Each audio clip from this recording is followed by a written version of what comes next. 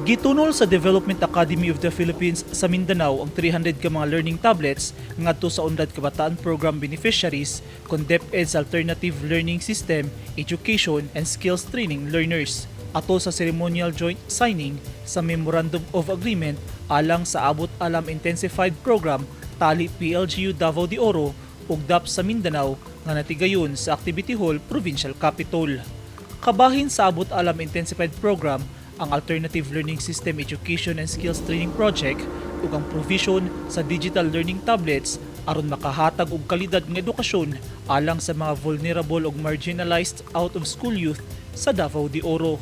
Sumala sa Davao de Oro Youth Development Office na tumong sa programa ang kalambuan sa mga disadvantage sa kabataan sa isgutanang spiritual, psychological ug social development. Subay sa report, anaa sa 1,000 ka mga learners ang nakabenepisyo sa programa alang sa school year 2022-2023. Sa mensahe ni Bernardino Dizon, ang Senior Vice President sa Development Academy of the Philippines, gipadayag niini ang iyang pagpasalamat sa lokal nga gobyerno, TESDA, DepEd ug DSWD alang sa suporta aron mahingpit ang programa.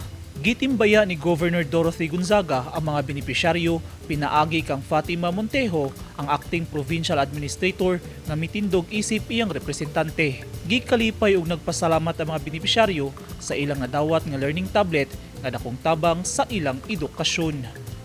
Eugene Hinutan, Newsline Philippines, Davao Region. Stay safe.